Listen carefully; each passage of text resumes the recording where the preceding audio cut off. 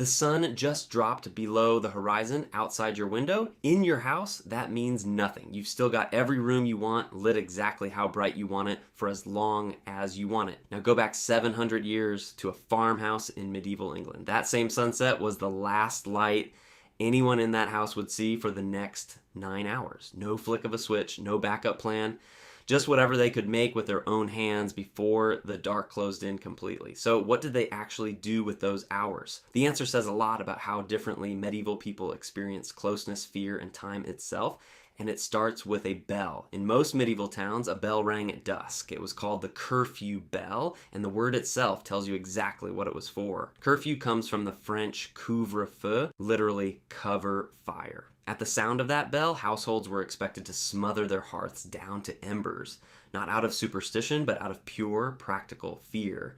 Most medieval buildings were timber and thatch, packed tightly together, and a single unwatched flame could burn down an entire street by morning.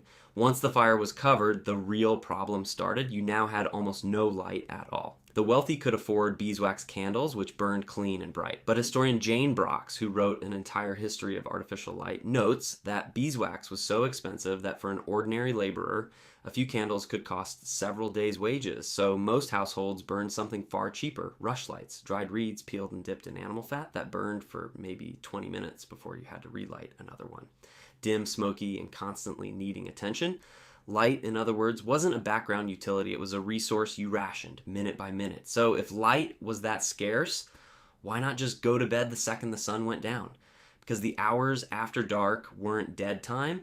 They were, in a strange way, the most social part of the day. Historian A. Roger Ekirch, who spent years digging through medieval and early modern records for his book At Day's Close, found that households across rural Europe would gather together after dusk. Often several families crowded into one home around a single fire because keeping one household lit was cheaper than keeping 5. Someone would spin wool, someone would mend clothing by feel as much as by sight, and someone, almost always, would tell a story. This is where a huge amount of what we now call folklore actually survived. Not written down, but spoken into a room lit by a handful of rushlights, night after night, for centuries.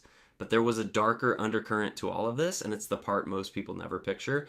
Night back then was genuinely dangerous, and in many towns it was illegal to be outside after the curfew bell without carrying your own lantern. Night watchmen patrolled the streets specifically looking for anyone who wasn't. Wolves were still a real threat in the countryside. So were thieves, who used the dark as cover exactly the way you'd expect. For most medieval people, the world beyond their own walls didn't just become invisible after sunset, it became hostile.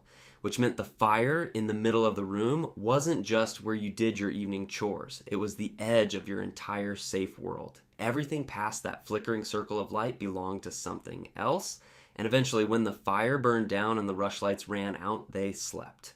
Not always in one stretch either. Ekirch's research found that medieval and early modern households commonly slept in 2 shifts, waking for an hour or so in the deep middle of the night before drifting off again. There was no artificial light pulling their bodies awake at 11 p.m. There was just darkness, doing exactly what darkness had done to human bodies for thousands of years before them. Tonight, and when it gets dark where you are, you'll probably do what you always do: flip a switch. Keep going. Never think about it once. But for most of human history, that moment, the sun disappearing, meant something. It meant the walls got smaller, the people in the room got closer, and the only thing standing between you and the dark was whatever small flame you could keep alive until morning.